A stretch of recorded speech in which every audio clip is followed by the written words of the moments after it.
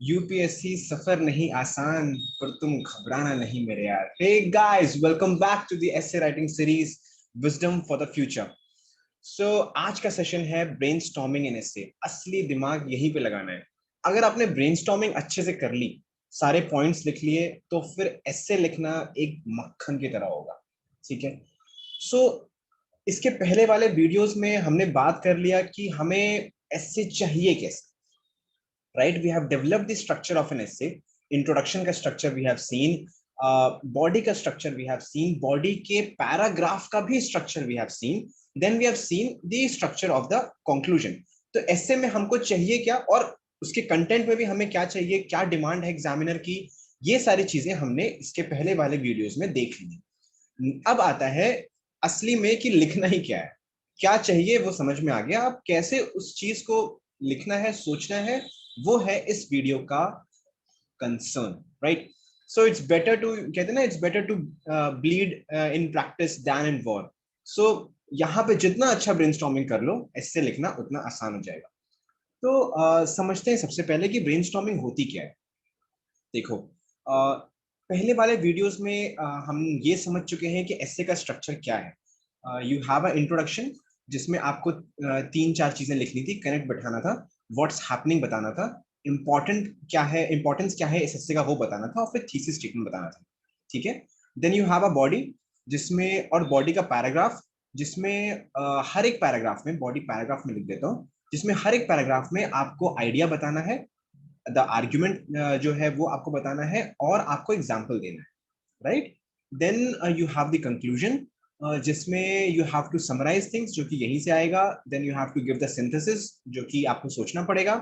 And you have to give the future वाला चीज, what if and the future वाला चीज, राइट? यू हैव टू, जहां से आपका ऐसे थोड़ा सा फ्यूचरिस्टिक नोट पे एंड होता है।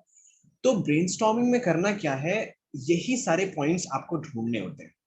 ऐसे में देखो, टाइम का, you have 3 hours to write the essay. 2 ऐसे लिखना है, तो आपके पास कितना हो गया, 1.5 घंटा, लगभग 1.5 आवर्स, और 1.5 आवर्स 2 ऐसे के लिए हो गए। तो अगर 10 से 11 पेजेस का ऐसे लिखना है और आपकी हैंड राइटिंग ठीक ठाक है, अच्छी स्पीड है, तो यू कैन राइट दैट ऐसे इन 60 to 70 मिनट्स, राइट? आप उस चीज को बड़े आराम से 60-70 मिनट्स में लिख सकते हो। जो 10 पेज है या 11 पेजेस, राइट? 6 मिनट भी पर पेज का ले लोगे तो 66 मिनट्स में ऐसे खत्म हो जाएगा, और थोड़ा सा स्पीड फास्ट हो जाता है सेकंड वाले ऐसे में, तो दैट्स नॉट एन इश्यू। तो इसलिए जो आधा घंटा बचता है, उसको आपको ब्रेनस्टॉर्मिंग में लगाना चाहिए, 30 मिनट्स के around. This is, I would say, maximum that you should spend on brainstorming. कुछ लोग 35 to 40 मिनट्स भी लगाते हैं, बट भैया फिर उनकी स्पीड बहुत तेज होती है। ठीक है। तो और मेरे हिसाब से जब आप ये वाली ट्रिक सीख जाओगे, टेक्निक सीख जाओगे, जो मैं इस वाले वीडियो में बनाऊंगा, तो आपको 35 to 40 मिनट्स लगेंगे ही नहीं। ठीक है। तो विद इन लाइक 25 to 30, या कोई बहुत प्रो निकला तो भाई 20 मिनट में भी निकाल सकता है।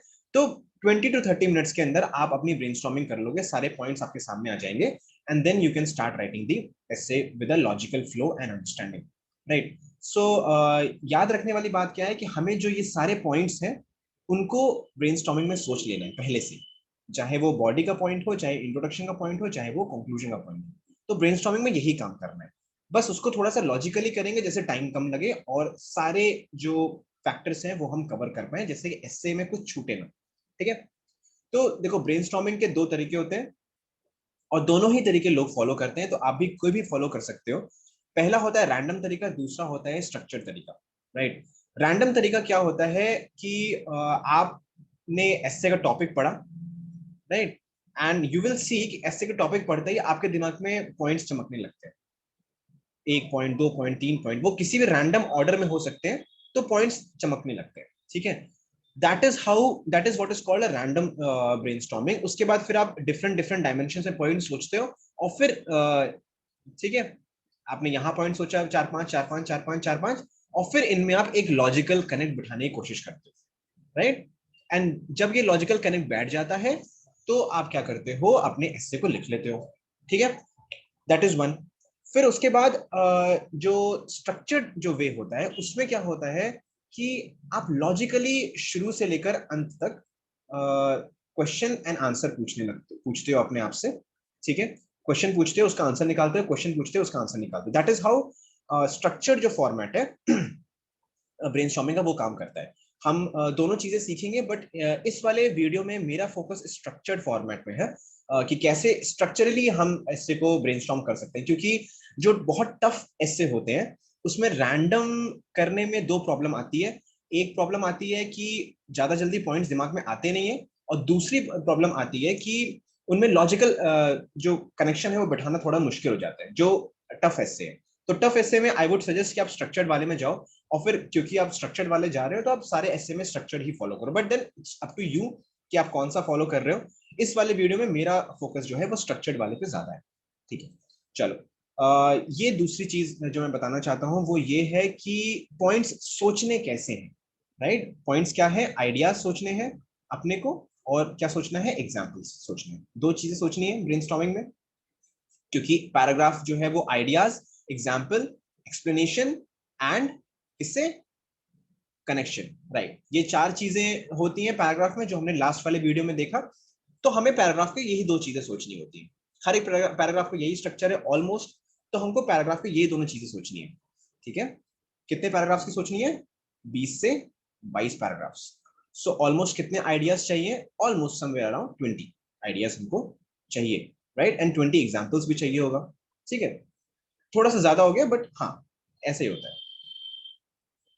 तो ये सोचने के दो तरीके हैं, एक हो जाता है सेक्टोरल अप्रोच और दूसरा होता है टेम्पोरल अप्रोच। और ये दोनों चीजें आपको अपने एस्से में डालनी है। सेक्टोरल क्या होता है, कोई भी चीज आप एनालाइज कर रहे हो तो उसको आप social, political, economic, security, environment, है ना, टेक्नोलॉजी, जोग्राफिकल डायमेंशन, तो ये ढेर सारे डायमेंशन हैं जिसके बेसिस पे आप अपने एस्से में पॉइंट्स बना सकते हो, अपने एस्से में एग्जाम्पल्स बना सकते हो। ठीक है, और ये सारे डायमेंशंस कहाँ से आएंगे आपके पास, या तो आप याद कर सकते हो क्योंकि कुछ जो मेन डायमेंशंस है वो यही है जो मैंने बता दिए, social, political, economic, environment, security, technological, geographical, ये सारे होते हैं। बाकी आपके पास जो सबसे बड़ा हथियार है वो है आपका सिलेबस, जो हमने आंसर राइटिंग वाली वीडियो में हमने डिस्कस किया था। GS1, GS2, GS3 and GS4 का, इसमें सारे डायमेंशन इसी में है, इससे बाहर कुछ भी नहीं है। ठीक है, तो अगर अभी तक आपने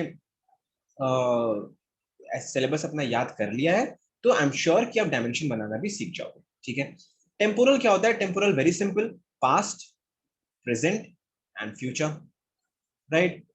जैसे कि एंशियंट में कुछ हुआ, एंशियंट टाइम में कुछ हुआ, फिर मेडिवल टाइम में कुछ हुआ, फिर मॉडर्न टाइम में कुछ हो रहा है, फिर आगे क्या हो सकता है, समथिंग लाइक दैट। तो किसी भी ऐसे टॉपिक का आप इस बेसिस पे भी एनालिसिस कर सकते हो, इसमें पहले क्या हुआ था, तो वहां से आप कुछ ना कुछ रीजन निकाल सकते हो। इसमें अभी क्या हो रहा है, वहां से कुछ रीजनिंग निकाल सकते हो। इसमें फ्यूचर में हमें क्या चाहिए, वहां से आप कुछ रीजनिंग निकाल सकते हो। सो ये सारी चीजें हम लोग प्रैक्टिस करेंगे आगे, और जब हम प्रॉपरली एक एस्से को डिस्कस करेंगे, प्रॉपर एस्से, तो उसमें हम पॉइंट्स भी डिस्कस करेंगे, राइट। इस वाली वीडियो में केवल हम स्ट्रक्चरिंग की बात करते हैं, केवल हम सोचने का तरीके की बात करेंगे। चलो, तो मैं फिर से ये बात दोहरा रहा हूँ ऐसे स्टार्ट करने से पहले, क्योंकि brainstorming will be the first thing, not the first thing. आप चूज करोगे पहले ऐसे के टॉपिक को, और ऐसे के टॉपिक को चूज करने के बाद यही पे आपका बैटलफील्ड, सबसे बड़ा बैटलफील्ड तो ब्रेनस्टॉर्मिंग ही है। बाकी ऐसे लिखना तो ये आसान होता है, एक बार ब्रेनस्टॉर्मिंग कर ली अच्छे से, ऐसे लिखना तो कोई दिक्कत की बात नहीं है। तो ब्रेनस्टॉर्मिंग करने से पहले दिमाग में एकदम बैठा के रखना कि ये तुम्हारा एस्से है, ये आपका एस्से है, okay. This is my essay and I am writing it for civil services examination. I can guarantee you, अगर आप इस एटीट्यूड के साथ एग्जाम में उतरोगे, you will get better points and you will be more confident with your points, right. और वो ज्यादा सटीक होंगे, जो डिमांड है एग्जाम का उससे बहुत सटीक होंगे, okay. So keep that attitude in mind. So let's take an example.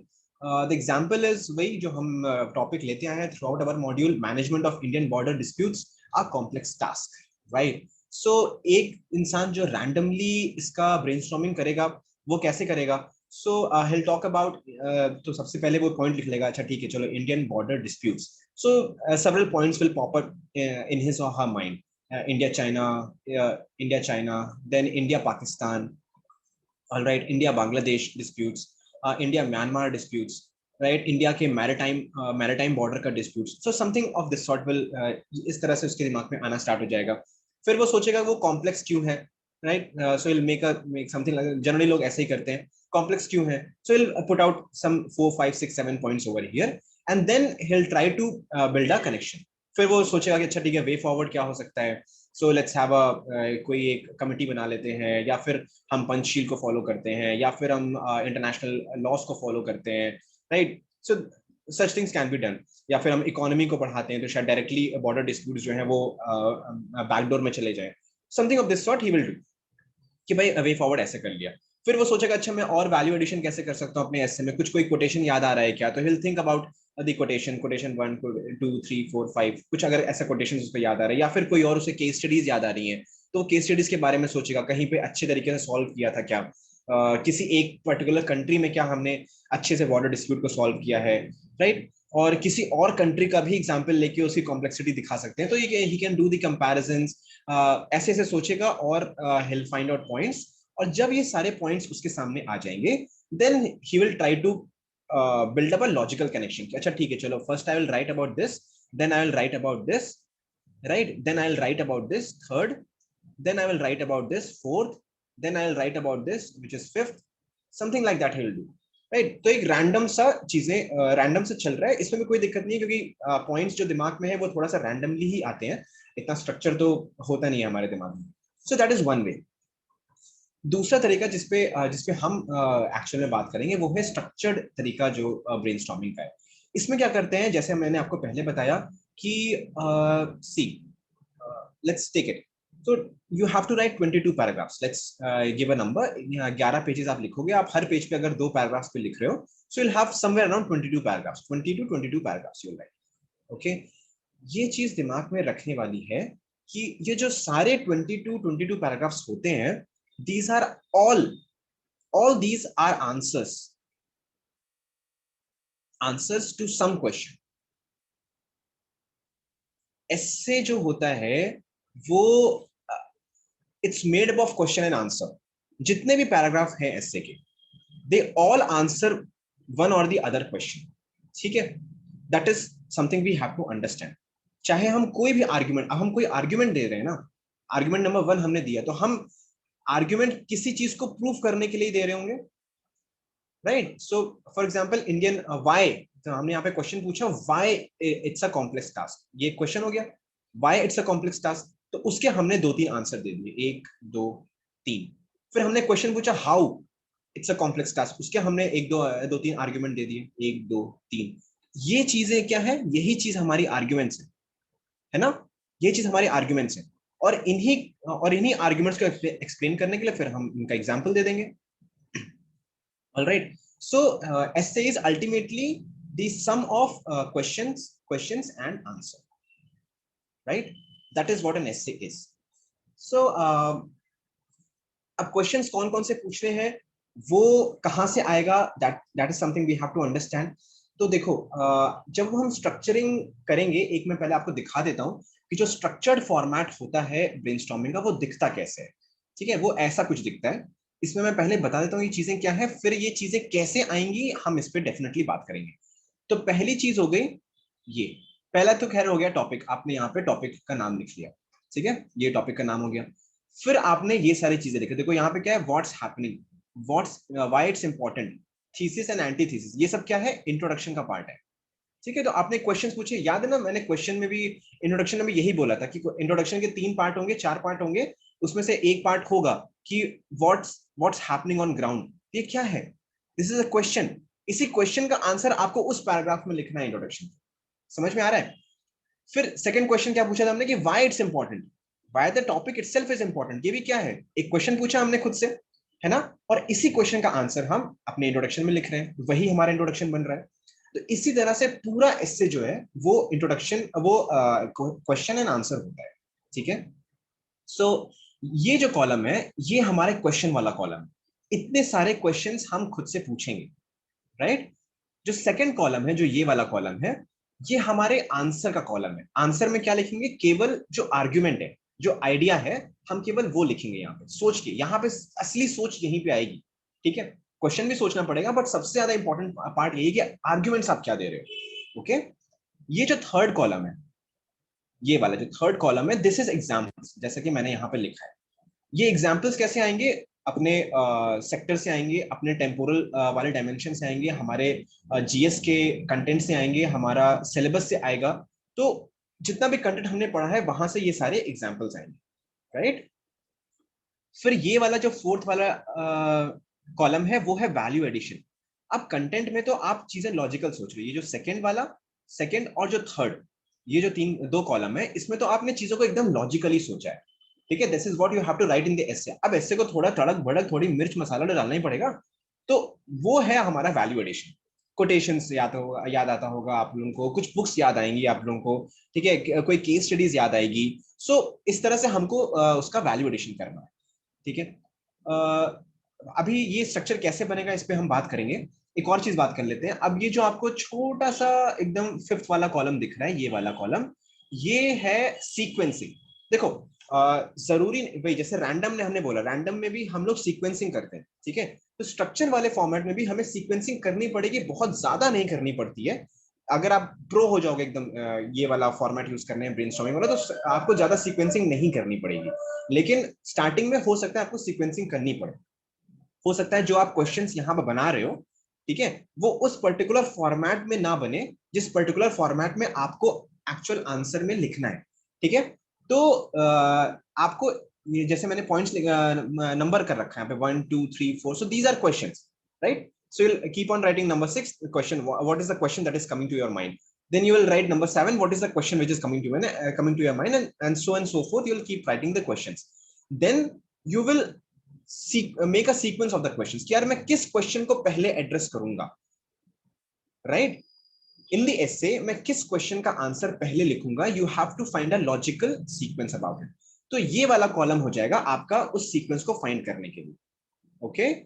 Then you will decide कि किस पर्टिकुलर क्वेश्चन को या ऑब्वियसली उसके आंसर को मैं कितने पैराग्राफ्स दूंगा, ओके।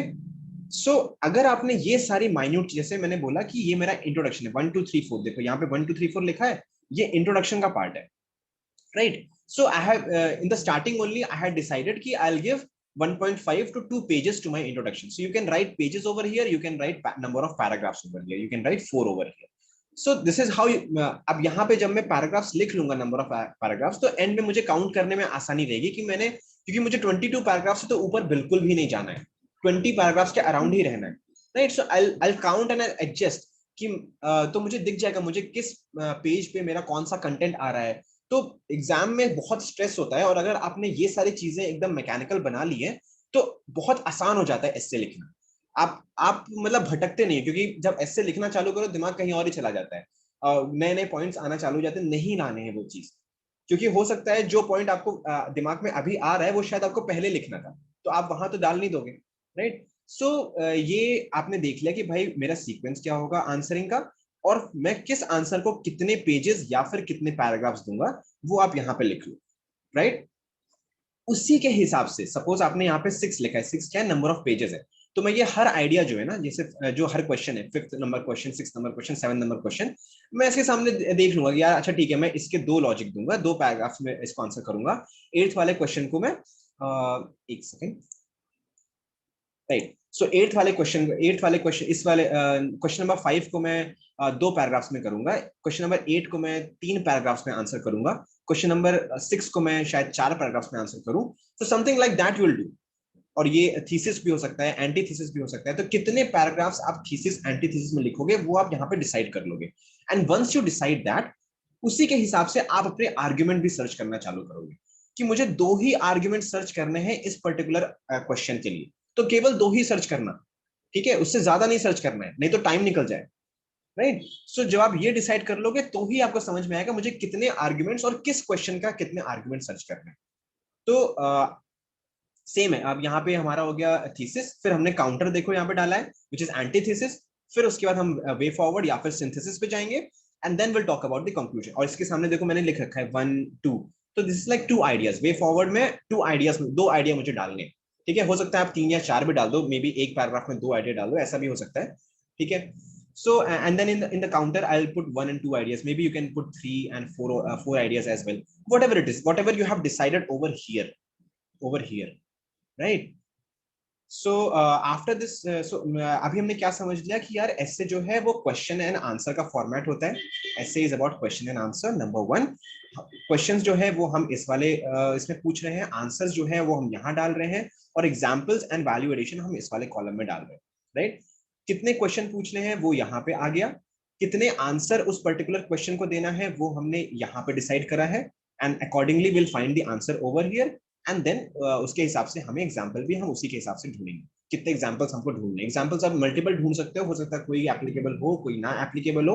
सो अब हम स्टार्ट करते हैं इसको अप्लाई करना. देखो, अब सबसे पहले बात आती है क्वेश्चंस क्या क्या होंगे. सो आपने अगर आंसर राइटिंग वाली वीडियो देखी है तो यू वुड नो कि फंडामेंटल 2 से हम क्वेश्चंस निकालते हैं. क्या है क्वेश्चंस? एक कोई एक्टिविटी है. एक्टिविटी क्या होता है? एस्से का ही, एस्से का जो टॉपिक होगा वही एक्टिविटी होगी.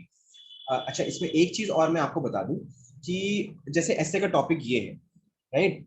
तो यहाँ पे जो वर्ब होता है आपको वो ढूंढना है. क्या ढूंढना है? वर्ब. वर्ब क्या है यहाँ पे? देखो, management of Indian border disputes a complex task. तो ये जो कॉम्प्लेक्स है दिस इज द वर्ब. इसी पे क्वेश्चन आते हैं. क्वेश्चन अब पूछना किस पे है? इसी पे. क्या क्वेश्चन पूछोगे? Why, how. क्वेश्चंस कहां से आएंगे?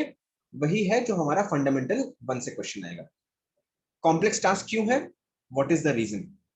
व्हाट आर द चैलेंजेस कि वो कॉम्प्लेक्स बन रहा है? What are the limitations in the management of Indian border disputes कि वो कॉम्प्लेक्स बन रहा है? What are the threats in the management of Indian border disputes, इस वजह से वो कॉम्प्लेक्स बन रहा है ना? ऑल्टरनेटिव्स क्यों काम नहीं कर रहे? The question is why are the alternatives not working out. ठीक है, तो इस वाले फंडामेंटल 2 जो मैंने आपको पहले भी बता चुका हूँ, यहाँ मैं एक्सप्लेन नहीं करने वाला हूँ क्योंकि मैं ऑलरेडी आंसर राइटिंग वाली सीरीज में उसको एक्सप्लेन कर चुका हूँ. I think you can watch video 3A. Okay, अगर आपको फिर से देखना है तो. सो क्यों ऑल्टरनेटिव्स काम नहीं कर रहे हैं? राइट? व्हाट इज, क्या इवोल्यूशन में कहीं कुछ प्रॉब्लम है? क्या हिस्ट्री में कहीं कुछ प्रॉब्लम है? राइट? क्या उसके ड्रॉबैक्स क्या है, जो जिस वजह से वो काम नहीं कर पा रहा है, जो management of Indian border dispute है, क्या ड्रॉबैक्स है? Right? Then what is the government policy? Is there any problem in the government policy जिस वजह से वो कॉम्प्लेक्स बनते जा रहा है? Is there problem in the predictability जिस वजह से वो कॉम्प्लेक्स बनते जा रहा है? Is there problem in the efficiency of the process जिस वजह से वो कॉम्प्लेक्स बन रहा है? Right? So these are the questions that you will ask to yourself. अब क्वेश्चन तो पूछ लिया हमने, उसको पहले वाले जो कॉलम है उसमें लिख भी लिया, नंबरिंग कर दी उसको, क्वेश्चन नंबर 1 2 3 4 ऐसे करके 14 15 16 जितने भी क्वेश्चंस आ रहे हैं. ठीक है, then how will get the answer? Answer कहां से आएगा? आंसर आएगा फंडामेंटल नंबर 1. ये भी मैं आपको आंसर राइटिंग वीडियो में डिस्कस कर चुका हूँ. क्या आंसर आएगा? क्यों कॉम्प्लेक्स बन रहा है? क्योंकि नीड ही क्रिएट नहीं हो रही. फॉर एग्जाम्पल इंडिया, चाइना चाहता ही नहीं है कि बॉर्डर डिस्प्यूट्स में वो सॉल्व हो. ठीक है.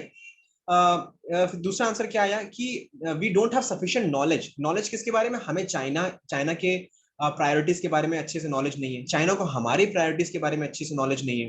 राइट? वी हमारे जो प्रिंसिपल्स हैं बॉर्डर डिस्प्यूट सॉल्व करने के, वो एकदम स्ट्रांग नहीं है. Right? This is the answer. That is why it is complex, isn't it? So principles strong नहीं है कि हम फॉलो अप नहीं करते हैं, जो भी हम पॉलिसी बनाते हैं, जो भी हम स्कीम बनाते हैं, जो भी हम प्लानिंग करते हैं, तो हम फॉलो अप नहीं करते हैं. That is why it is becoming complex. Incentive ही नहीं है, जैसे कि मैंने पहले बताया कि चाइना चाहता ही नहीं भाई. ठीक है. फिर एक्टर्स की कमी है कि हम चाहते नहीं कि वो इंटरनेशनलाइज हो जाए हमारा इश्यू, और इसलिए और दो लोग जो है आपस में सॉल्व नहीं कर पा रहे. ठीक है. मॉनिटरिंग नहीं कर पा रहे, हम फॉलो अप नहीं कर पा रहे, which is this. Then we don't have the resources to solve the Indian border disputes. Right? Resources का मतलब क्या है? कैसे रिसोर्सेज? पैसा नहीं, डिप्लोमेटिक रिसोर्सेज. कौन सा रिसोर्सेज? Diplomatic resources. ठीक है. हो सकता है हमारे पास डिप्लोमेटिक रिसोर्स ही इतना नहीं है, डिप्लोमेटिक पावर ही इतना नहीं है कि हम कन्विंस कर पाए दूसरे कंट्री को कि भाई सॉल्व कर लो, बहुत समय हो गया. ठीक है. Then maybe we don't have the power, maybe we don't have proper tools to solve it. So basically what I'm trying to say is that you'll get the answer from this fundamental number 2. Now, do we have to necessarily use fundamental number 1 and 2? No, definitely not. Fundamental number 1 जो कि है ये, fundamental number 2 और fundamental number 1, ठीक है, ये दोनों हमको तभी यूज करना है जब दिमाग में कुछ भी नहीं आ रहा. अगर आपके दिमाग में क्वेश्चंस एंड आंसर प्रॉपरली आ रहे हैं, you need not go to these things. है ना। ये तो तब बनाया था जो टफेस्ट से टफेस्ट क्वेश्चन है, जब वो सॉल्व नहीं हो रहा, टफेस्ट से टफेस्ट एस्से है वो सॉल्व नहीं हो रहा, तब हमको ये चीज यूज करना है।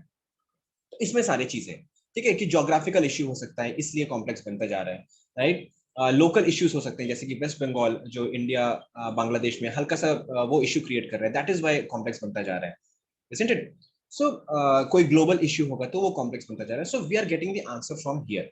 ये हो गया आपका स्ट्रक्चर्ड वे में ब्रेनस्टॉर्मिंग करना, राइट। सो अल्टीमेटली दिखेगा कैसे ये चीज जो मैंने आपको बताई, जब आप क्वेश्चंस बना लोगे तो आपके क्वेश्चंस यहाँ पे आ जाएंगे, जब आप आंसर बनाओगे तो आपके आंसर्स यहाँ पे आएंगे, आर्ग्यूमेंट नंबर 1 2 3 4, क्योंकि हमने डिसाइड किया कि इस वाले पर्टिकुलर क्वेश्चन को हम 5 आर्ग्यूमेंट से सॉल्व करेंगे, ठीक है, यहाँ पे हमने लिख लिया है, पहले हम यहाँ पे डिसाइड कर लेंगे कि 5 आर्ग्यूमेंट से सॉल्व करेंगे। So this is how will move forward in this. तो यहाँ पे कोई भी डाउट है you can definitely ask in the comment section, will definitely try to solve this, okay.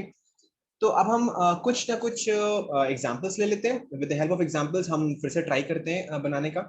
तो सबसे पहले हम अपने अपने वाले एग्जांपल पे चलते हैं कि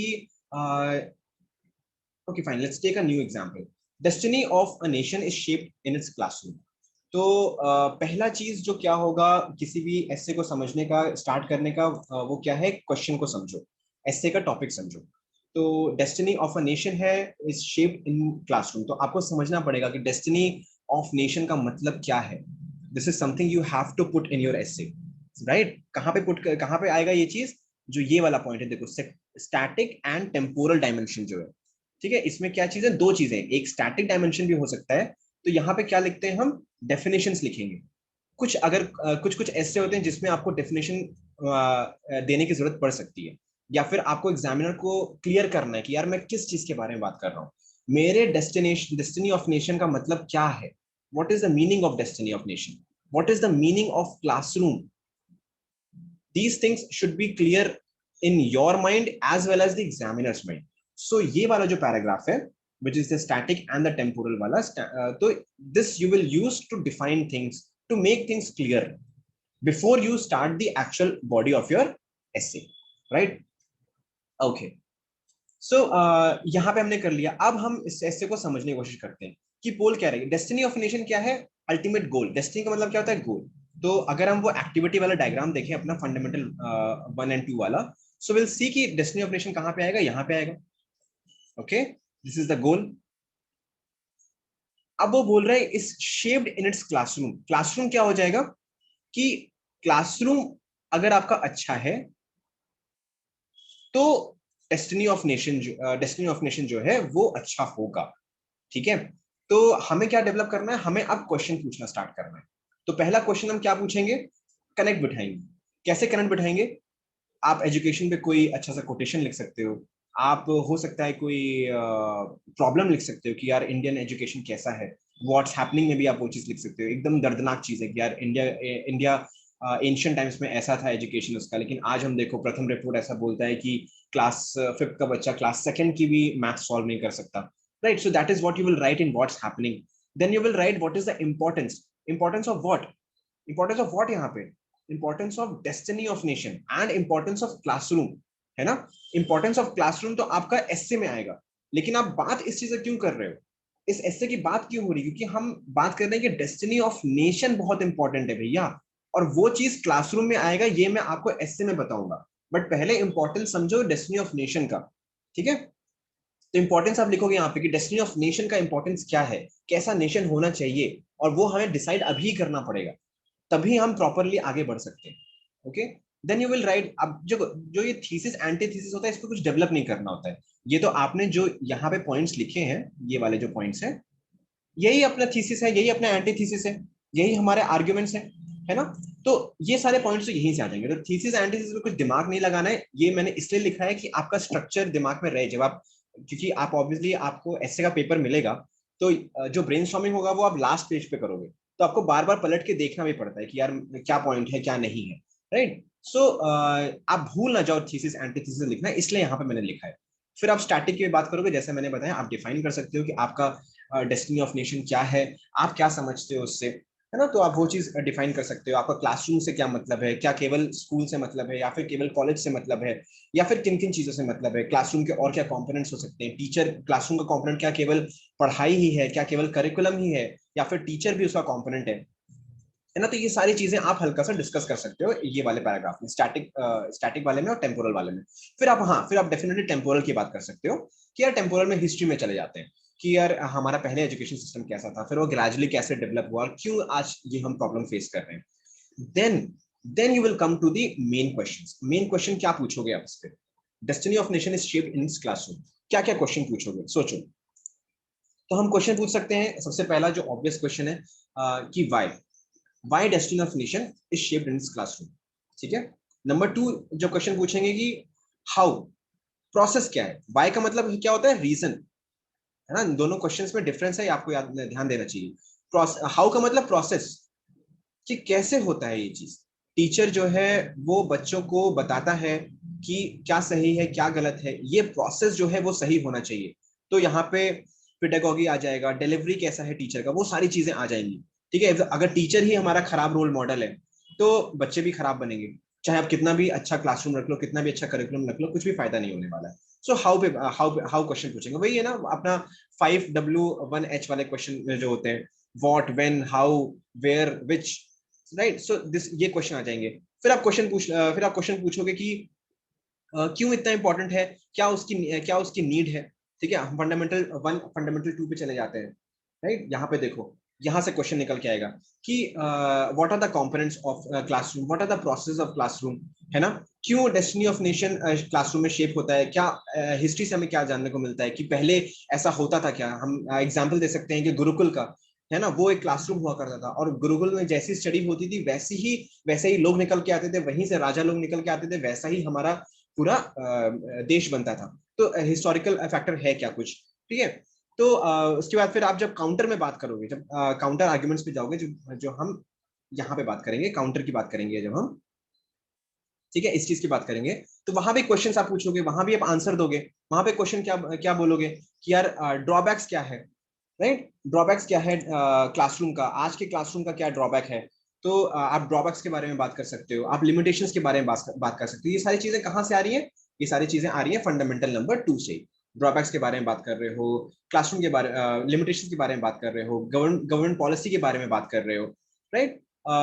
सो कंपैरिजंस के बारे में कंपैरिजन कर सकते हो कि यार आप फ्रेंच एंड इंडियन क्लासरूम को कंपेयर कर लो, तो वहां से आप दिखा दोगे कि यार destiny of nation is shaped in its classroom. क्योंकि फ्रेंच में देखो वहां पे थोड़ी सी लिबर्टी होती है, स्टार्टिंग में वो कैसे किन किन चीजों पे ध्यान देते हैं, इंडिया में हम वैसा नहीं करते, रॉट लर्निंग होती है इंडिया में, राइट। सो इस तरह से आप पूरा अपना एसे डेवलप करोगे। आंसर्स कहाँ से आएगा, आपके आंसर आएंगे फंडामेंटल नंबर 1 से।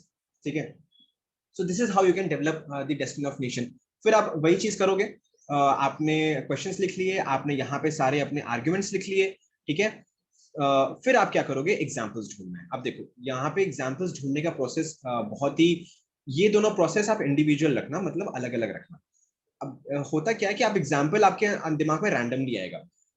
कोशिश करो, मतलब अगर आपके दिमाग में लॉजिकली आप इस पर्टिकुलर, आपको करना क्या है, इस पर्टिकुलर आइडिया को का ही एग्जाम्पल ढूंढना है। तो अगर आपको डायरेक्टली दिमाग में आ रहा है कि इस पर्टिकुलर आइडिया को मैं किस एग्जाम्पल से सब्सटेंशिएट कर सकता हूँ, तो वेल एंड गुड, बहुत अच्छी बात है। लेकिन जनरली ये बहुत टफ होता है कि एग्जैक्टली जो आइडिया है वो आप सब्सटेंशिएट कर पाओ अपने एग्जाम्पल से।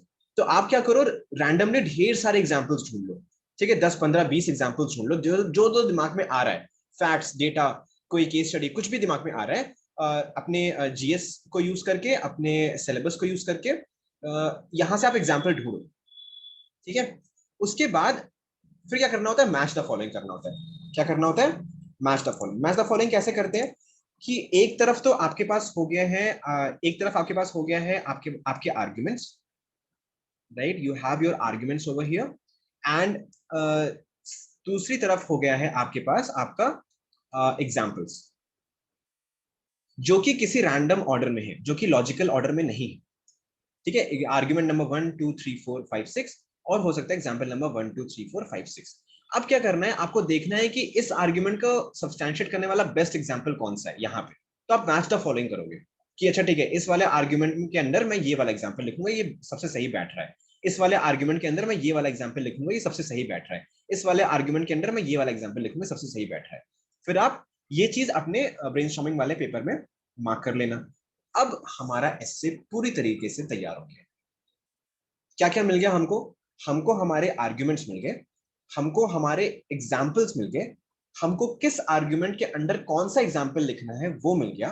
तो पैराग्राफ का स्टार्टिंग का दो चीजें मिल गए, ठीक है, पैराग्राफ के आइडियाज मिल गए, पैराग्राफ का एग्जाम्पल मिल गया। अब तीसरा तो एक्सप्लेनेशन करना है, वो तो नॉर्मल इंग्लिश होती है, और चौथा जो है वो कनेक्ट करना है, वो आपकी क्रिएटिविटी है, आप किस तरह से एग्जामिनर को लुभा सकते हो, कैसे आप क्या अच्छी चीजें लिख सकते हो कनेक्ट करने के लिए, वो आपकी क्रिएटिविटी पे आता है।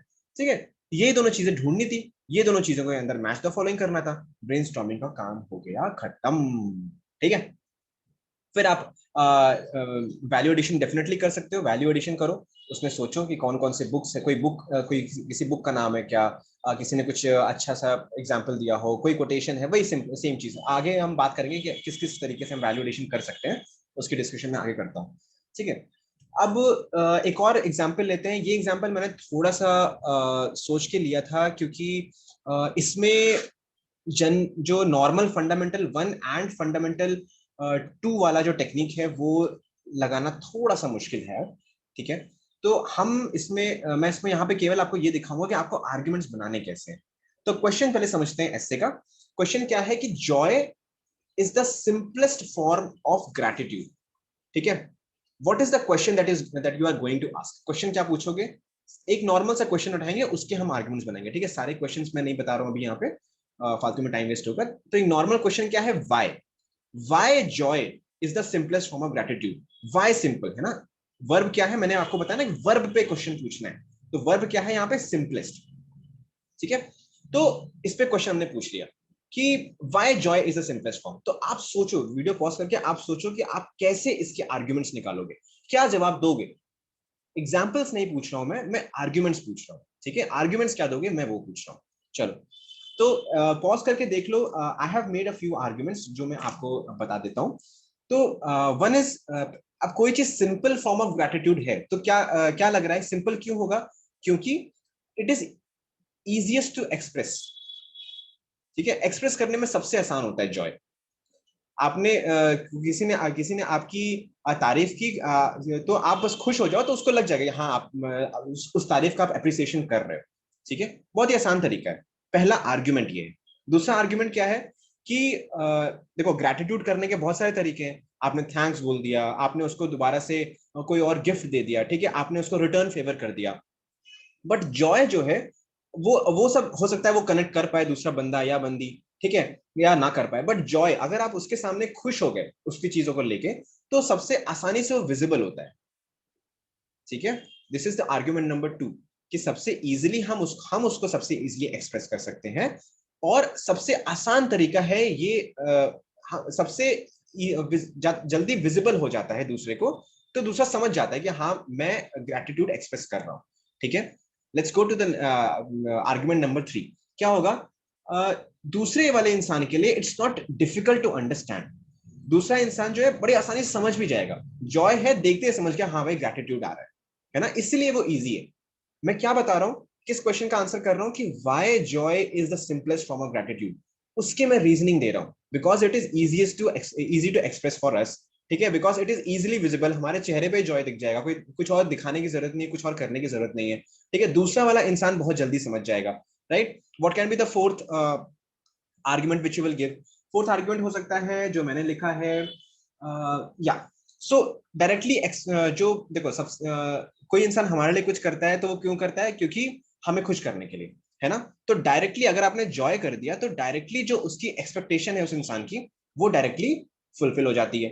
तो इसलिए जॉय सबसे सिंपल है, तुरंत एक्सपेक्टेशन फुलफिल होती है। ठीक है, what is the fifth argument that we can give is, okay, so this is already we have said कि it is more clear.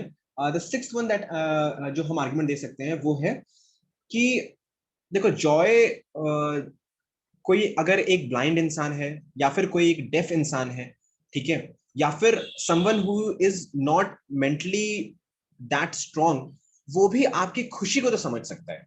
तो it is very easy to understand for everyone. कोई भी इंसान बड़ी आसानी से जॉय को समझ सकता है, इसीलिए वो सिंपलेस्ट फॉर्म है ग्रैटिट्यूड का। ओके। छठा जो हम लॉजिक दे सकते हैं वो ये है कि यार सिंपलेस्ट फॉर्म है, क्योंकि मोस्ट लोग यही करते हैं, मोस्ट लोग ये यूज करते हैं, है ना, कि किसी ग्रैटिट्यूड एक्सप्रेस करना है तो आप खुश हो जाते हो एक तरह से। तो मैं यहाँ पे सिखाना क्या चाह रहा था कि किस तरह से ये है एक्चुअल आइडियाज। यहाँ पे किसी एग्जाम्पल की मैंने बात नहीं की, यहाँ पे किसी डेटा या फैक्ट की मैंने बात नहीं की, लेकिन आप आर्ग्यूमेंट्स दे रहे हो। सबसे पहले आप अपने आइडिया को बता रहे हो कि मैं इस वजह से बोल रहा हूं कि joy is the simplest form of gratitude. उसके बाद इन सभी आइडियाज के अंडर आपको एग्जाम्पल लिखना है। थोड़ा टफ होगा, लेकिन ये फिर आपको लिखना पड़ेगा, ठीक है, एग्जाम्पल की तरह इसको सब्सटेंशिएट करना है, फिर आप उसको एक्सप्लेन करोगे, फिर आप उसको कनेक्ट करते जाओगे इन सारे आर्ग्यूमेंट्स को, और इस तरह से आपका एसे डेवलप हो जाए, right. So this is what we had to teach. और उसके बाद फिर वैल्यू एडिशन की, जैसे मैंने आपको बोला कि वैल्यू एडिशन की बात कर लेंगे। तो यार वैल्यू एडिशन कुछ चीजें हैं जिससे हम वैल्यू एडिशन कर सकते हैं, कुछ मैं ऑलरेडी आपको बता चुका हूँ। तो पहली जो बहुत आसान तरीका है वो है कोटेशंस आप लिख लो, है ना। नंबर वन इज कोटेशंस, उसके थ्रू वैल्यूएशन हो जाता है। Number two is data and facts, right. Number three are कोई केस स्टडी है अगर आपके पास। नंबर फोर आपने कोई बुक पढ़ी है, सपोज कोई कैपिटलिज्म पे, कोई अगर कैपिटलिज्म पे एस्से है तो आप किसी बुक का नाम लिख सकते हो, राइट। अगर कोई साइकोलॉजी पे कोई एस्से है तो आप किसी भी बुक का नाम लिख सकते हो, जैसे कि पावर ऑफ सबकॉन्शियस माइंड है, या फिर ऐसी बहुत सारी बुक्स हैं, राइट। फॉर एग्जाम्पल किसी ने बहुत मेहनत की है तो आप सचिन तेंदुलकर की बुक का नाम लिख सकते हो कि भाई मैंने इस वाली बुक में ऐसा पढ़ा था कि प्लेइंग माई वे, ऐसा करके नाम है ना उसका, प्लेइंग इट माई वे करके, जो सचिन की बुक है। तो कि उसने ऐसे ऐसे मेहनत की थी, तो आप बुक के थ्रू एग्जाम्पल दे सकते हो, राइट। फिर आप क्या कर सकते हो, आप कोई इंसिडेंट कोट कर सकते हो कि रिसेंटली ऐसा हुआ था, तो some incident can be quoted, okay. Then you can talk about constitution articles, आप यूज कर सकते हो, which is very important. Use कर सकते नहीं हो, करना ही पड़ेगा। ऑलमोस्ट सारे एसए में जो भी, चाहे ऐसा भी एसए हो, उसमें गवर्नेंस एंड कॉन्स्टिट्यूशन का पार्ट लाना ही लाना पड़ेगा, ये मैं आपको पहले भी बता चुका हूँ, ठीक है, इट्स वेरी इंपॉर्टेंट, राइट। उसके बाद फिर आप बात कर सकते हो, हाँ यार अगर अगर किसी में टैलेंट है, कोई इतना क्रिएटिव है, तो ह्यूमर भी अपने एसे में ऐड कर सकते हो। अगर आपके पास टाइम है तो आप नेट पे सर्च करके देखना कि ह्यूमर ऐड करने में के भी कुछ कुछ तरीके होते हैं, कुछ वर्ड्स होते हैं जिनको आप यूज कर सकते हो। तो may be you can add humour also to your essay, बहुत सही रहेगा। ऐसे वैसे इतना बोरिंग होता है पढ़ने के लिए, 10 में ऐसे पढ़ रहा होगा, तो कुछ ह्यूमर डालोगे तो शायद उसको भी थोड़ा अच्छा लगेगा, ठीक है। मूवीज के एग्जाम्पल दे सकते हो, वेरी गुड। कोई भी इन बॉलीवुड मूवी का एग्जांपल दे सकते हो, बिल्कुल कोई दिक्कत नहीं है, थोड़ा एग्जामिनर को भी अच्छा लगेगा, उसको भी याद आ जाएगा कि हाँ यार। और हाँ, बट एग्जाम्पल कोशिश करना ऐसा देना कि यार जो उसको पता हो, और अगर उसे ना पता हो तो एक्सप्लेन करना उसको, ठीक है। कोई भी चीज मतलब हवा में टांग के छोड़ के मत चले आना, एक्सप्लेन डेफिनेटली हमें करना पड़ेगा, ठीक है। तो I think these are few things जिससे हम वैल्यू एडिशन कर सकते हैं। You can have your own creative ways of doing value addition. तो अब हमने सीख लिया है यार कि ऐसे लिखना कैसे है, क्या क्या कंपोनेंट्स होते हैं, क्या क्या डिमांड है ऐसे की, हाउ टू डेवलप द ऐसे, पूरा ब्रेनस्टॉर्मिंग सेशन हमने देख लिया, राइट। अब हमें कुछ पॉइंट्स हैं जो मैं आपको जाने से पहले आपको बता दूं कि यार ऐसे में राइटिंग डज मैटर, ओके। क्योंकि एक तो एक्सपेक्टेशन है ना कि टाइम होता है आपके पास, 1 घंटा, 1 घंटा 60-70 मिनट्स काफी होता है एक ऐसे को लिखने के लिए, राइट। आपने 20 मिनट्स का ब्रेनस्टॉर्मिंग कर लिया, 20-25-30 मिनट्स का ब्रेनस्टॉर्मिंग कर लिया, बाकी जो पॉइंट है तो ऐसे में टाइम होता है अगर आप बहुत ही स्लो नहीं हो। तो एक्सपेक्टेशन है कि यार राइटिंग थोड़ी अच्छी रखो, पहला पेपर भी होता है, ठीक है। पैराग्राफ्स के बीच में स्पेसिंग बहुत जरूरी है। अगर ये मेरा पैराग्राफ है तो दूसरा पैराग्राफ यहाँ से शुरू करके, और इसके बीच का जो स्पेसिंग है वो प्रॉपरली विजिबल होना चाहिए, तो एग्जामिनर को थोड़ा सा पढ़ने में आसानी रहती है, थोड़ा अच्छा भी दिखता है आपका पेपर, ठीक है। राइट अ सिंपल ऐसे, कोई बहुत ज्यादा जार्गन्स यूज करने का जरूरत नहीं है। Don't show off your knowledge, right, it will backfire, it will definitely backfire. कोई अपने ऑप्शनल के नॉलेज शो मत करने लगना, डेफिनेटली उसके प्रिंसिपल्स वगैरह शो कर सकते हो, बट बहुत ज्यादा जार्गन्स मत यूज करना। अगर अच्छे वर्ड्स हैं, जो जाने माने वर्ड्स हैं, definitely you should use it, ठीक है। ऐसा नहीं कि बिल्कुल नहीं, लेकिन एक बैलेंस मेंटेन करना है, ठीक है। और पैशन फॉर द टॉपिक ये तभी आएगा जब आप जो एटीट्यूड मैंने आपको बताया ना, वो एटीट्यूड से आप उतरोगे अपने एस्से को लिखने में, तो डेफिनेटली ये पैशन आएगा आपके अंदर। राइटिंग में भी जब आपने ब्रेनस्टॉर्मिंग कर ली, फिर उसके बाद सब कुछ भूल के अपने एस्से में फोकस करके पैशनेटली अपने एस्से लिखना है, कि एकदम फील और इमोशंस के साथ एस्से लिखना है। मैं जो एक चीज जो बहुत इंपॉर्टेंट होती है वो ये है कि याद रखो आपका एस्से एक एक्सपीरियंस होना चाहिए एग्जामिनर के लिए, पढ़ के उसको लगे कि भाई वाह मजा आ गया, क्या एस्से लिखा है। ठीक है, और फिर जो दो सबसे इंपॉर्टेंट बात है कि यार एस्से पेपर के समय काम रहो। ठीक है, बहुत बढ़िया एस्से निकल के आएगा, और अपनी क्रिएटिविटी बिल्कुल भी मत भूलना, और डरना भी मत क्रिएटिविटी करने से। ठीक है, पहले से प्रैक्टिस जितना करे रहोगे आप लोग तो डेफिनेटली वो हेल्प करेगा, बट बी क्रिएटिव एंड आराम से चिल मार के एस्से लिखो। ठीक है, अब बात कर लेते हैं कि जब हमें आ गया है चीजें लिखना तो प्रैक्टिस कैसे करते हैं, बिकॉज प्रैक्टिस ही है, कितना भी सीख लो कोई कितना ही बता देगा, आपको प्रैक्टिस करना ही है। तो देखो यहाँ पे क्या है कि सबसे पहले तो आपको टॉपिक चाहिए कि भाई किस टॉपिक पे आप एस्से का प्रैक्टिस करोगे। वो टॉपिक आप किसी भी कोचिंग के टेस्ट सीरीज को उठा के देख सकते हो। ठीक है, या फिर आप पीवाईक्यू जो प्रीवियस ईयर क्वेश्चन है वहां से उठा सकते हो। फिर क्या करना है आपको, आपको इसका एस्से लिखना है, एस्से राइटिंग करनी है, राइट। बट जो तीसरा पॉइंट है वो ये है कि आपको फिर इसको इवेल्युएट भी करना है ना। तो अगर आप प्रीवियस ईयर क्वेश्चन पे एस्से लिखोगे एकदम स्टार्टिंग में, तो आप इवेल्युएट नहीं कर पाओगे, क्योंकि क्योंकि इसके आंसर्स अवेलेबल ही नहीं है ना, तो इवेल्युएट नहीं कर पाओगे। तो इसलिए मैं सजेस्ट करूंगा कि जो आप टॉपिक उठाओ, सबसे आसान तरीका है कि आप सबसे पहले टॉपर्स कॉपी उठा लो। ठीक है, टॉपर्स कॉपी में क्या होगा, आपको टॉपिक भी मिल जाएगा, उसका जो मॉडल आंसर है कह लो वो भी आपको तुरंत ही मिल जाएगा। So you can take the topic, write your essay. ठीक है, don't see the model answer before that.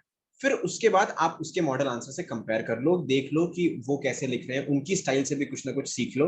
बहुत बहुत ज्यादा सही तरीका होता है मॉडल आंसर सीखना, टॉपर से कॉपी सीखना, वो आप देख लो।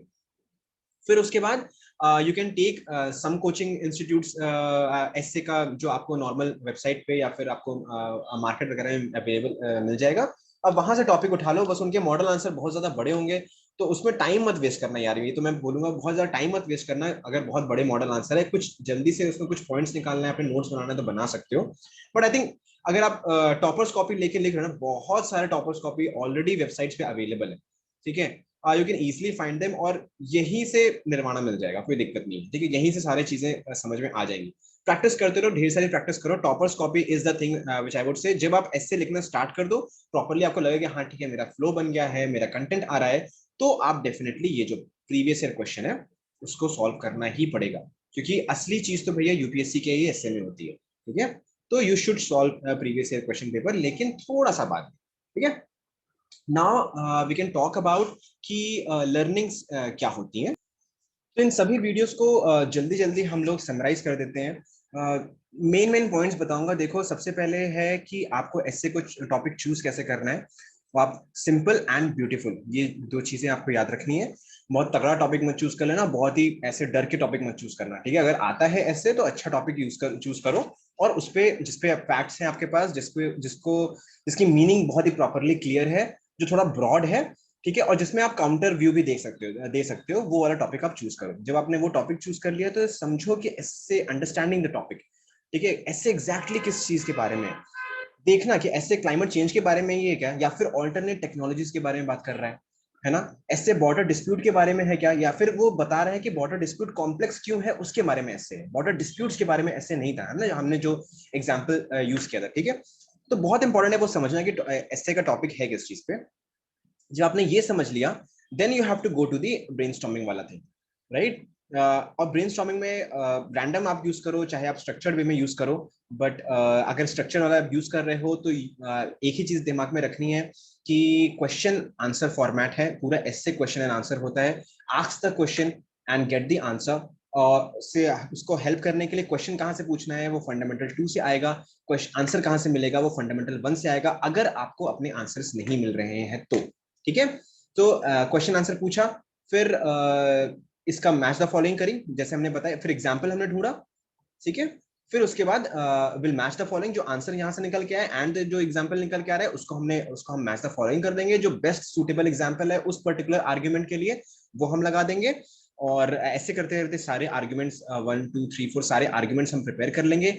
यहाँ पे सारे एग्जाम्पल है, इनका मैच द फॉलोइंग हो जाएगा, राइट। Will get this. और याद रखना कि इंट्रोडक्शन का पार्ट होता है, आपको लिखना ही लिखना है, एक कनेक्ट स्टैब्लिश करना है। फिर उसके बाद आपको लिखना है कि what is happening. Then you will have to write कि why it is important the essay topic. And then you will write the thesis and the antithesis statement. ठीक है, बॉडी में you write about the thesis, you write about the antithesis, and then you should write about the synthesis. बिना इसके मत आना. और way forward almost हर हिस्से में लिखने की जरूरत पड़ी जाती है, right, because there is problem everywhere. तो वे फॉरवर्ड लिखने की जरूरत पड़ी जाती है. फिर जो कंक्लूजन का पार्ट है वो आप सबसे पहले समराइज करो, right. Then you will give the synthesis कि असली भाई सच्ची बात क्या है, जो जो सही चीज है वो क्या चीज है. ये बहुत ही गहरी चीज होती है, और अगर आप ये लिखोगे तो डेफिनेटली एग्जामिनर को मजा आ जाएगा. ठीक है. Then third you will write about कि हमने क्या सीखा इस एस्से को पढ़ के. सब कुछ पढ़ लिया, सब कुछ देख लिया, हमने सीखा क्या. And fourth you will give a very broad ultimate future type of thing कि भाई देखो सबसे जरूरी चीज है दिल का चैन, है ना, पीसफुल माइंड, दुनिया का प्रोग्रेस, और वो सारी मतलब बड़ी बड़ी बातें करके एस्से को एंड कर देना है, right. This is what the essay is. Ultimately it's all about practice. काफी प्रैक्टिस करनी पड़ेगी. जिसको आता है लिखना, भाई बेस्ट ऑफ लक. आप अपने यूनिकनेस को मेंटेन रखो, कोई अपनी यूनिकनेस मत खोना. ठीक है, just take the useful things from this module and use it in your answers, right. आगे क्या करना है देखो. अगर आपको पूरी सारी चीजें समझ में आ गई हैं, then definitely go ahead and practice. And practice कैसे करना है वो मैं ऑलरेडी बता चुका हूं. लेकिन अगर नहीं समझ में आई है, कुछ डाउट है, तो आई वुड से कि 2x स्पीड पे ही सही. ठीक है, इन सारी वीडियोस को फिर से देख लो, नोट्स बना लो, right. And then definitely go for practice, practice and practice. Do not forget to evaluate your essay. कैसे, जैसे हमने पहले आंसर राइटिंग में बात किया था कि भाई 7 से 10 दिन तक छोड़ दो एसे को, देखो ही मत. 10 दिन बाद उठा के देखो, तुम्हें खुद ही गलतियां मिल जाएंगी. ठीक है, जो डिमांड है वो सारी फुलफिल होनी चाहिए जो हमने स्टार्टिंग में बात की है एसे का. And also evaluate others copy. कोई भी टॉपिक कॉपी उठा के डेफिनेटली उसको इवैल्यूएट करो. Be a examiner, be a examiner. This is very important. पूरे यूपीएससी की जर्नी में दिस इज वेरी इंपॉर्टेंट. तभी समझ में आएगा कि एग्जामिनर की डिमांड क्या होती है और उसे आप कैसे पूरा करोगे. ठीक है, so be an examiner, right. So this is all for the course. एंड देन ये है अपना बहुत ही पॉपुलर इकोनॉमिक सर्वे वाला कोर्स है, जिसमें आपको डेफिनेटली एसए के लिए पॉइंट्स मिल जाएंगे, आपको जीएस और अपने ऑप्शनल के लिए पॉइंट्स मिल जाएंगे. सेशन विद द डिफरेंस है, मजा आता है इस कोर्स को देख के, right. So definitely join it. फिर उसके बाद कोई भी आपको प्रॉब्लम है, शेड का मेंटरशिप अवेलेबल है आपके लिए.